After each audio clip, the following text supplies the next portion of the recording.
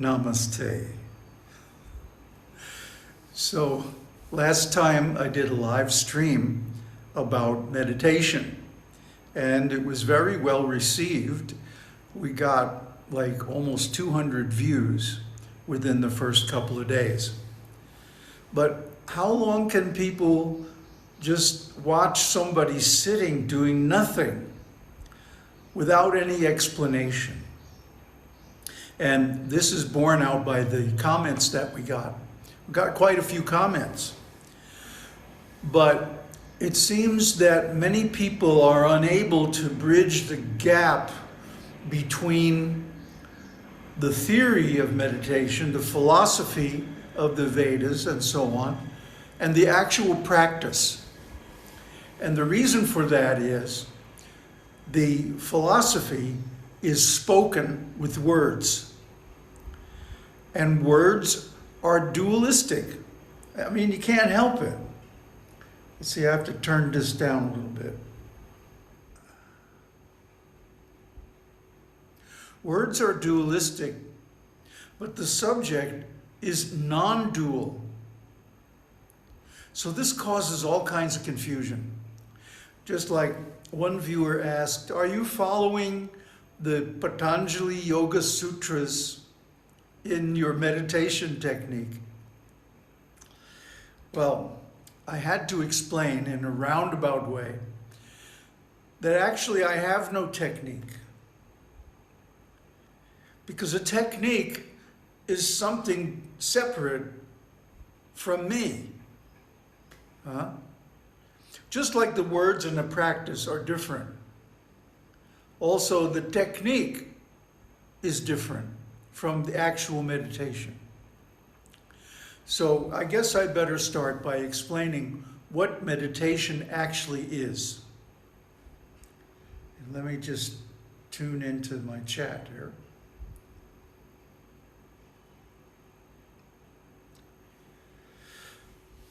So what is meditation? I think a lot of people have a wrong idea about meditation. And the wrong idea is that meditation is something that has a technique or a method, a way of doing it. And that means there's a right way to do it and a wrong way to do it. And oh boy, there we go down the slippery slope into right and wrong, good and bad. You know, your meditation is bad, my meditation is good, and so on. We don't want to go there. But what we want to do is look at meditation from the Ajata-vāda platform. Now, you know, on this channel, so many times I put up that chart. I'm not going to show it now because you've probably seen it 100 times. 4 states of consciousness: waking, dreaming, sleeping, and turīya. Then from that, there are 4 different philosophies: Dvaita-vāda, Vishishta-dvaita-vāda, Vivarta-vāda, and Ajata-vāda. Each one corresponding to the point of view of a different state of consciousness. So we're not going to talk about any of the dualistic states. That means any of the waking, dreaming, or sleeping states. Because in those states, there is consciousness. But we're going to talk about turīya. In that state, there's consciousness of consciousness. And that's a whole different thing. Awareness of awareness. Consciousness of consciousness. Where consciousness itself becomes the object of awareness or consciousness. So, you know, you've all probably seen the diagram of a snake eating its own tail. It's called Ouroboros. And Ouroboros is a symbol for this state of consciousness. In other words, we're not anymore looking at the senses or the sense objects. But instead, we're looking at consciousness itself, and consciousness itself becomes the object of consciousness. It's pretty bizarre. But what we have in the state of actual meditation is not any kind of consciousness. It's not any kind of doing. It's not any kind of duality where there's something separate from oneself. Because consciousness is who we are. Consciousness is what we are. So when we look at consciousness from our state of consciousness, turīya, that means we're on the Ajata platform. And what does that mean? Ajata-vāda is the view that the world does not exist as such, that only consciousness exists. The world is unborn. Only consciousness is born. The world is unreal. Only consciousness is real. And that, of course, brings up the idea that the senses and the sense objects are illusion. Maya literally means that which is not. So, from the point of view of turīya, from the point of view of Ajata-vāda, then only consciousness is real. And the contents of consciousness are unreal. This is enlightenment. This is self-realization. Because why? What is consciousness anyway? Scientists and philosophers have gone round and round for centuries trying to grasp what is consciousness. And they haven't been successful. And the reason they haven't been successful is because they cannot admit that consciousness is the absolute. Consciousness is the fundamental thing. Consciousness is the root substance out of which everything else arises. Consciousness is God, Brahman. Now, Brahman is a different conception from the Western concept of God, and even from the Vedic concept of God in the lower states of consciousness, where God has a form, God has a name, God has activities, and all kinds of qualities. This is called Saguna Brahman. And this is Shakti. This is the goddess, the mother. She is the mother of the whole universe because consciousness is the root of the universe. So one has to come up and approach this gradually, step by step, through the lower stages of consciousness. Dvaita-vāda, Vishishta-dvaita-vāda, and Vivarta-vāda, especially Vivarta-vāda. Because in Vivarta-vāda, one meditates on nothingness, emptiness, not even space, but beyond space, to actual emptiness, where there's not even dimension, there's not even extension of space. It's just real nothing. And from that, just next door to that, is the highest state of turīya. It's a quantum leap. It's a jump. You have to go from consciousness of something to consciousness of itself, consciousness of consciousness, or more properly, awareness of consciousness. Now, what happens in that jump? Well, you lose the idea of a separate self. In Brahman, there is no separate self. Everything is one. Now, the idea that it's all one is called monism, and it's not actually correct. because within the oneness, there's also differences. Within Brahman, there's also Shiva Shakti, God and Goddess, duality. The duality is illusory, but it's a real illusion. Just like if you see water in the desert, it's an optical illusion, it's a mirage. But it's a real mirage. There's no water, but the appearance is real and is perceptible with the senses. So in the same way, the consciousness of duality, where objects appear, isn't real, but it's a real illusion. So that's from the point of view of Ajata, okay? And that's what I'm talking about when I talk about meditation. I'm talking about Ajata-vāda. I'm talking about turīya consciousness, awareness of awareness, consciousness of consciousness.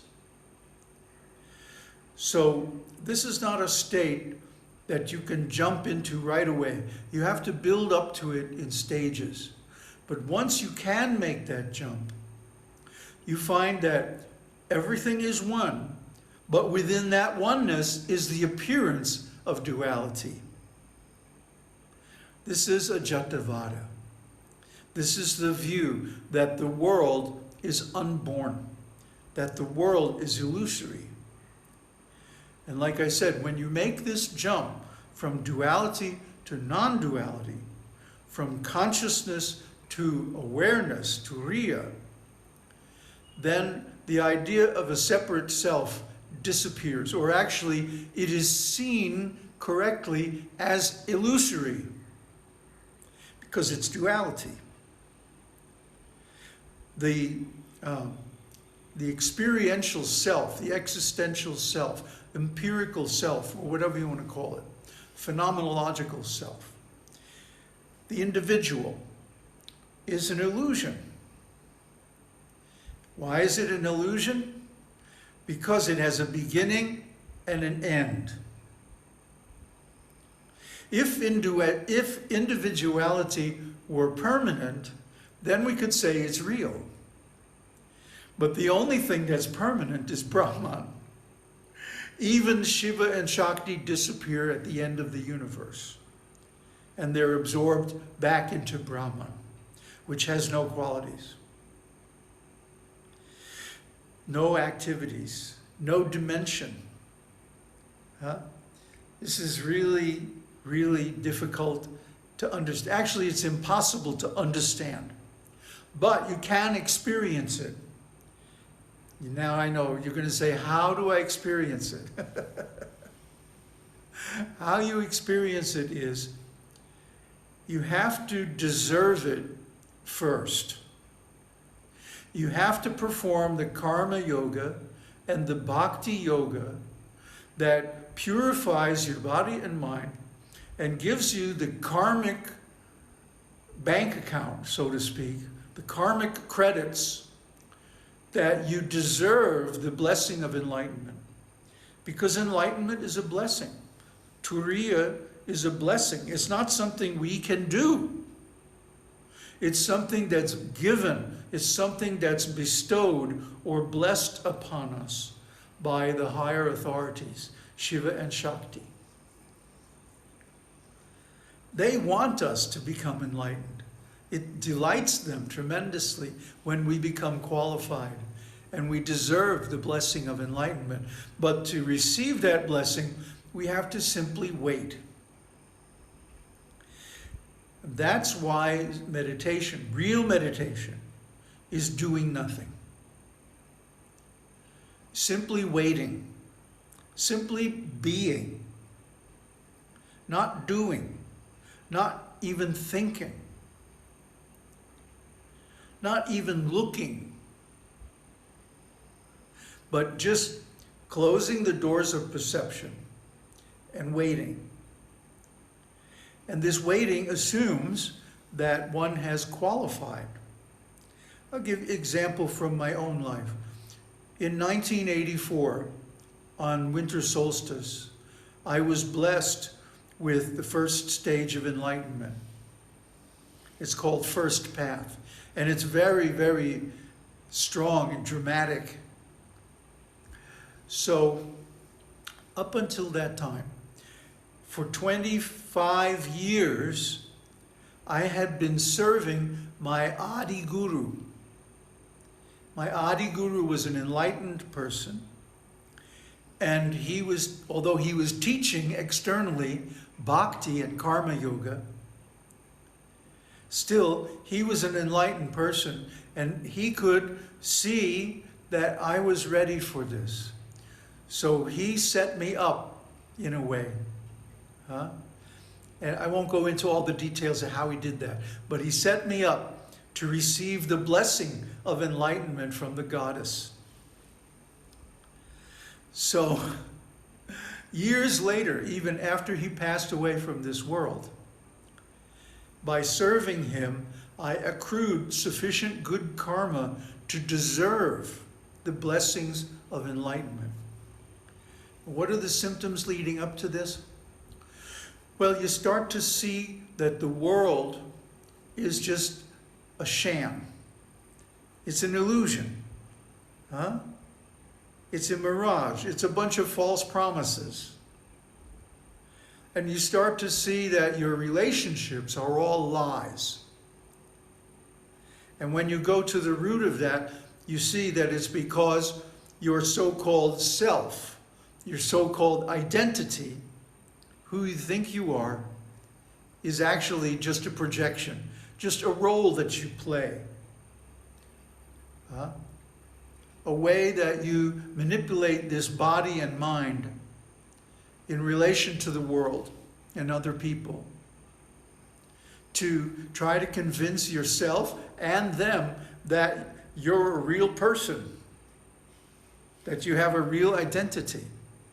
Even though, if you take a step back and look at it, how much our identity changes from being a baby, an infant, to a youngster, to a young rascal, to an adolescent, to a young adult, to a full adult, to a middle-aged, to a senior, to an old person, and finally death. So from birth to death, there are so many changes in who we are, who we think we are, what we think is important, what we want to do, and so on, that this cannot possibly be real. Because what is real is permanent.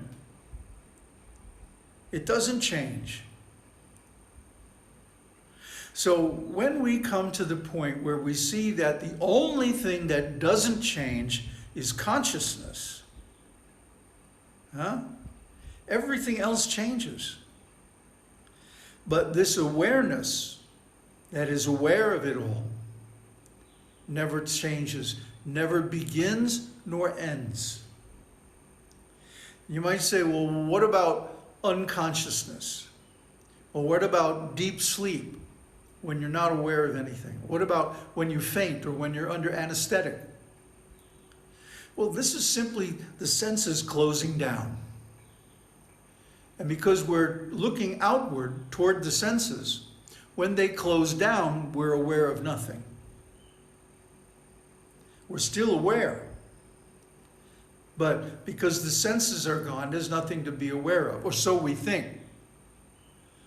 But when we transcend even this state to become aware of awareness, to become conscious of the fact that we are conscious, then everything changes. Because now we see that we are always conscious. We have always been conscious. We will always be conscious. And there's never a beginning or an end to it. And just that we become overwhelmed by ignorance, and we take this body as being ourself. We take this mind as being me. I. And I am different from everybody else. But actually, the consciousness in every being is the same. It's simply the universal flow of life energy going through the various chakras, these vortexes of energy at different frequencies. And because they have different frequencies, like radio waves, they have different functions. Some radio waves won't even penetrate a wall.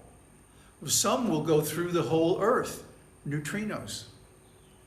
They're basically the same thing, electromagnetic energy, radiation.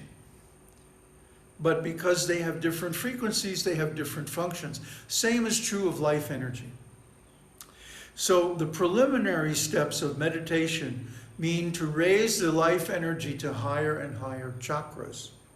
This is Kundalini.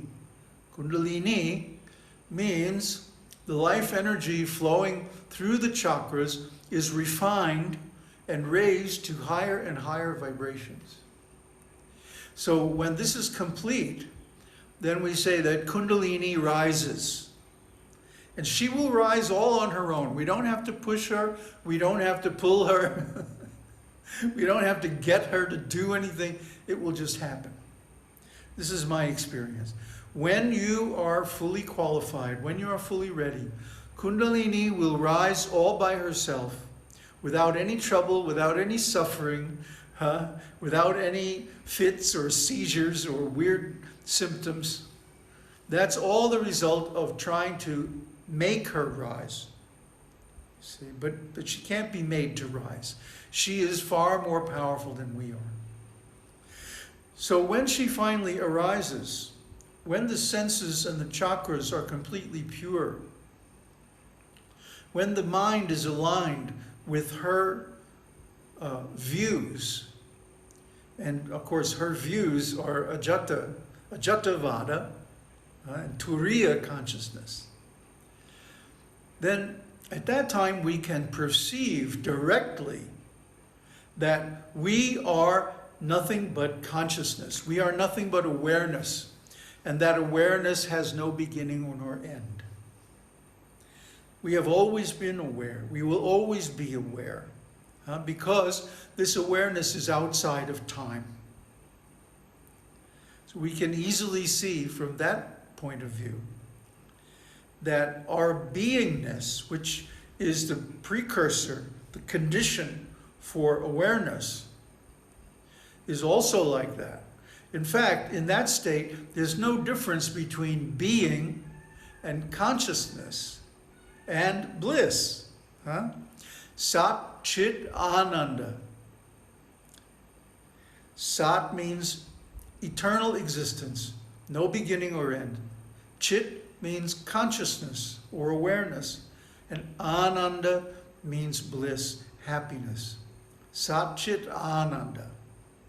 But it's not the kind of happiness that you get, from getting something you want, let's say. That kind of happiness comes and goes. It may be very intense in the moment when we get what we want, but it never lasts.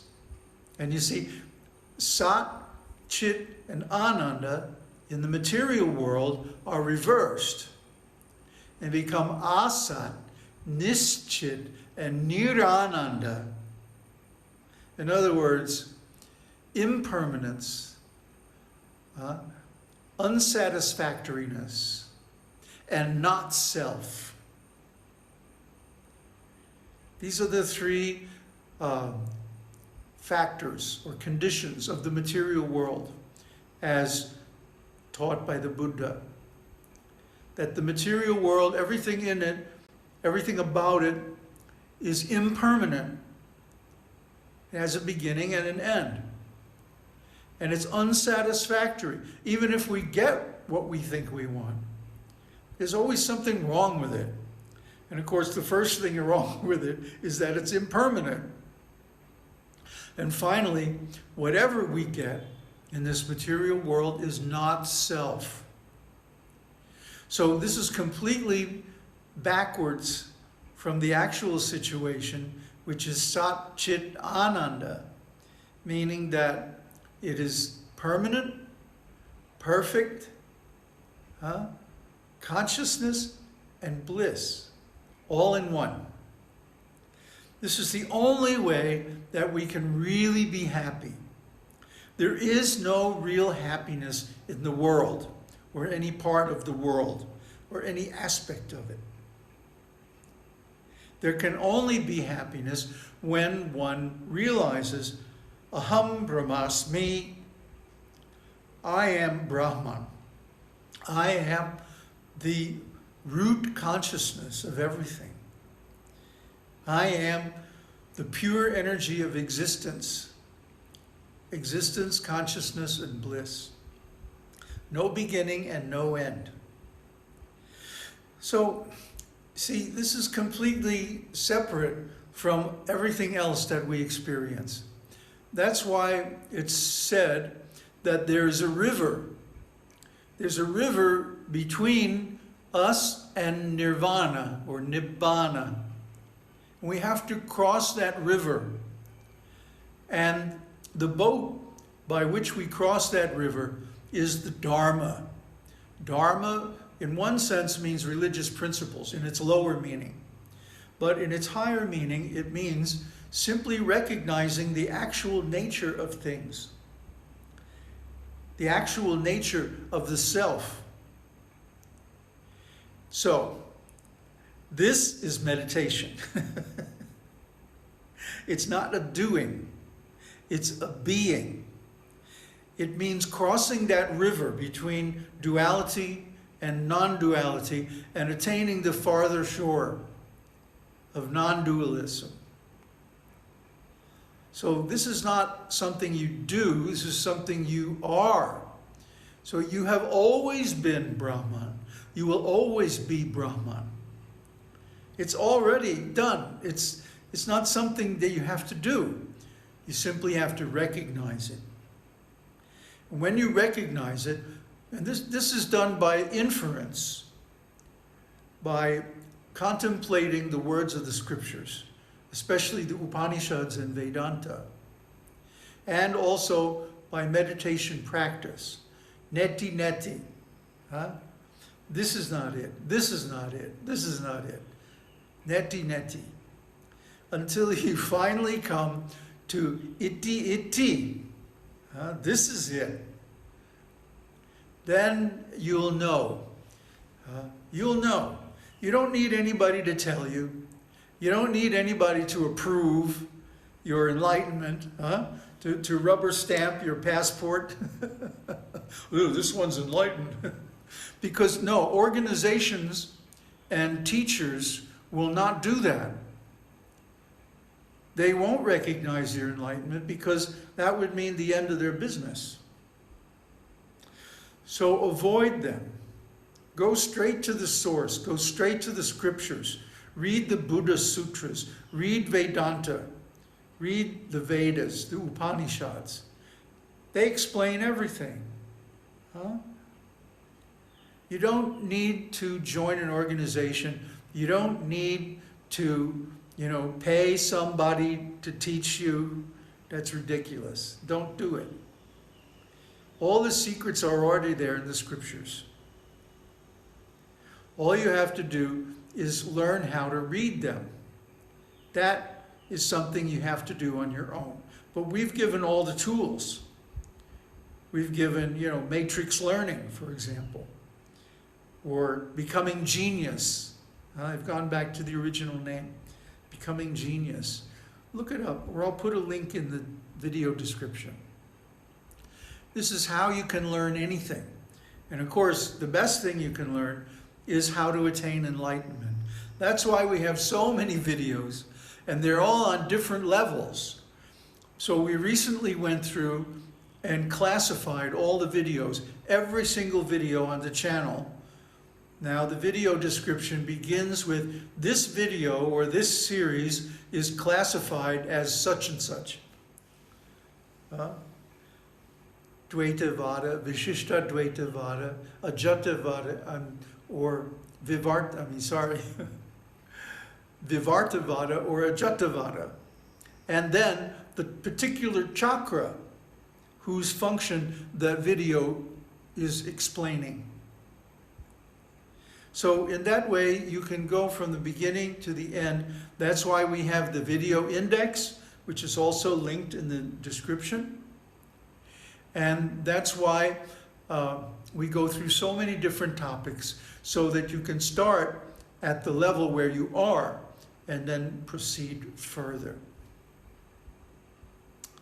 So I'm going to take a look at the chat now and see what are the questions and what I might want to address there.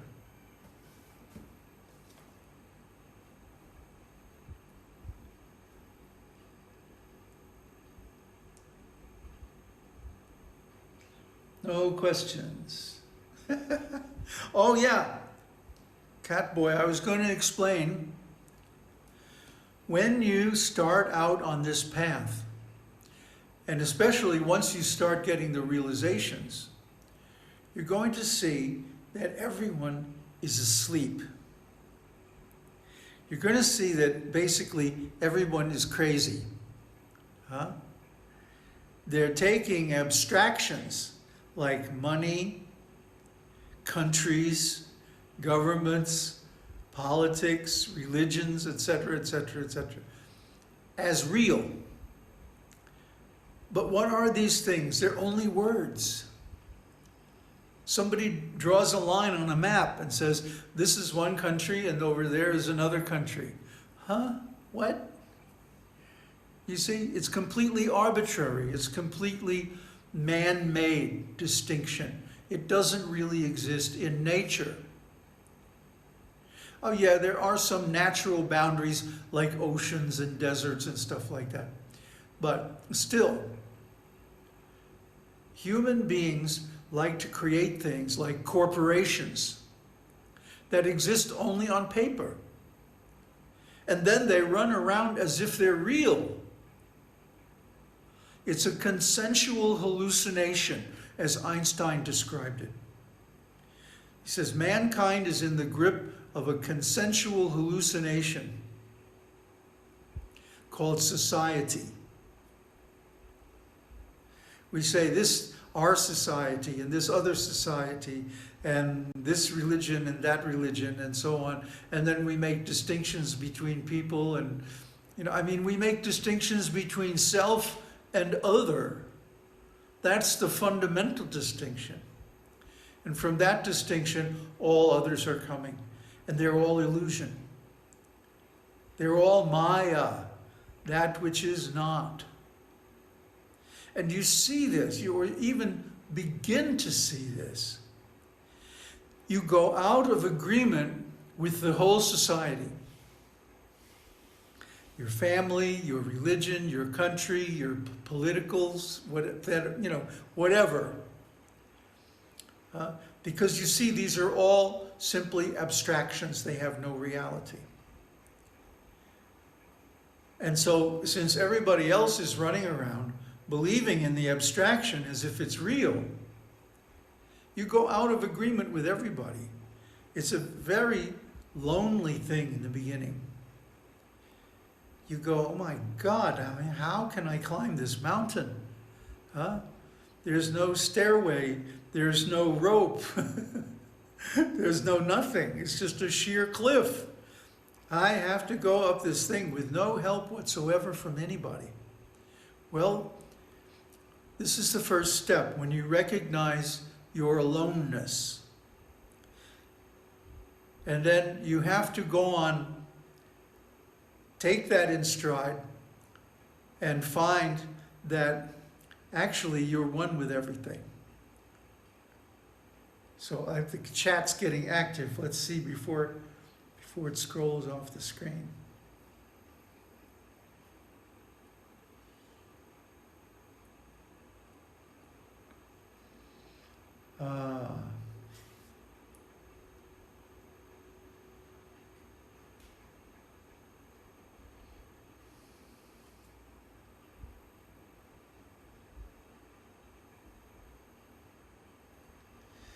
Yeah, so X dreams to reality has got it right.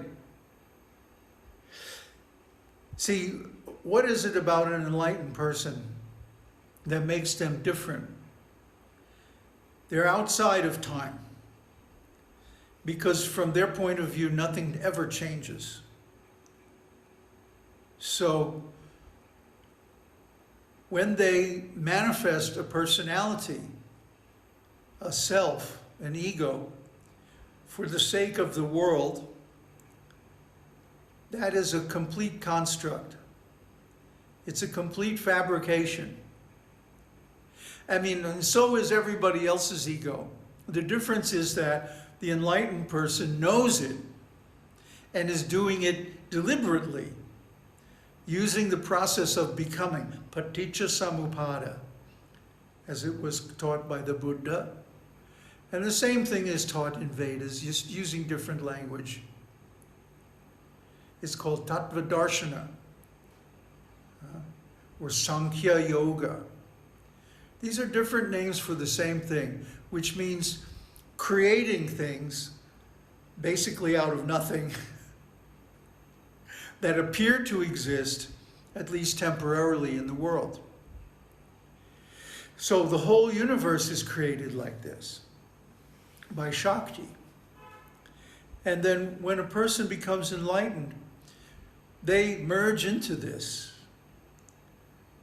And what's left is just a shell. But they know it's a shell. They know it's a construction. They know it's a fabrication, and they do it deliberately. So we string together moments of time in a certain sequence to convey a particular meaning. But the meaning is already existing, and simply by shifting your consciousness, you can see it directly. But all of our teachings, all of the different mantras, all the different scriptures are only for that.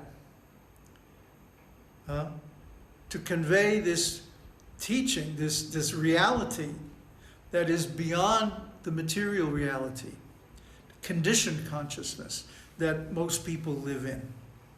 And when we realize that unconditioned consciousness, that's when everything changes. Everything turns around. We see the real reality, which never changes, or we are the real reality, which never changes. And then there's this constructed reality, this fabricated or fake reality that is constantly changing. And so that's time.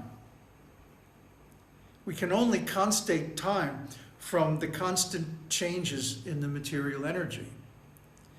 Since none of it is real, it's all an illusion. It's just a thought.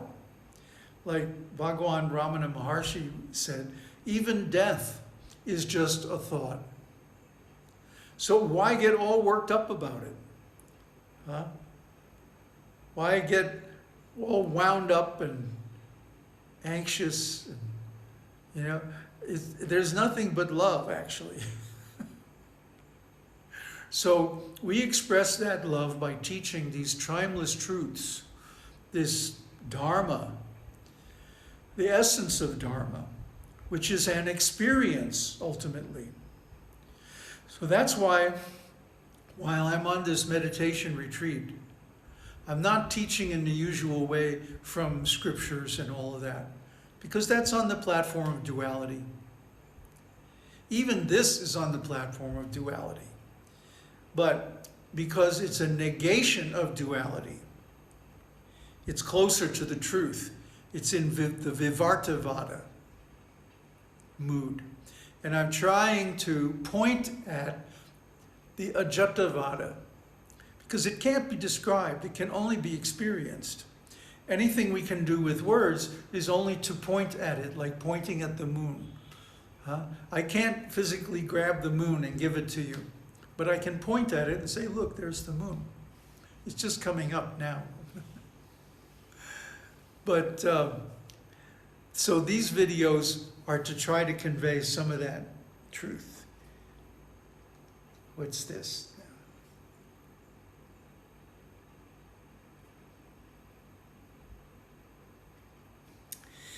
Yeah, Vedas are very hard to read.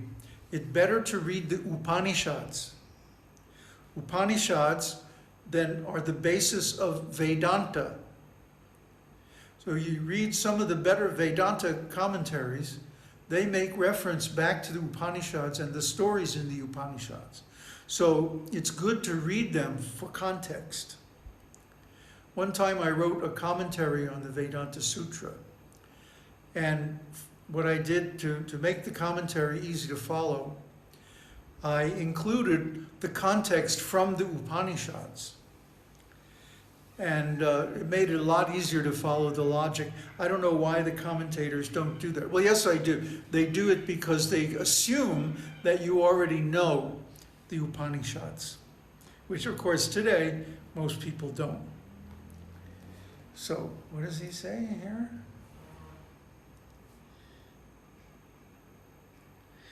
Yeah, Vedas are very difficult.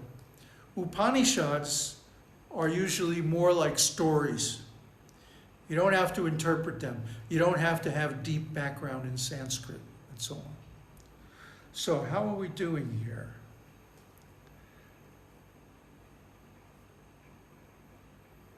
Oh, we've been online almost an hour. That's enough. Unless you have any burning questions. Doesn't look like it.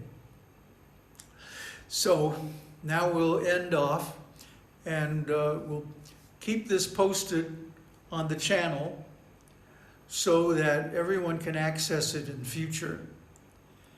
And hopefully, if you think of any questions, you can post them in the comments and I'll respond. Aum Tat Sat. Aum Shakti Aum.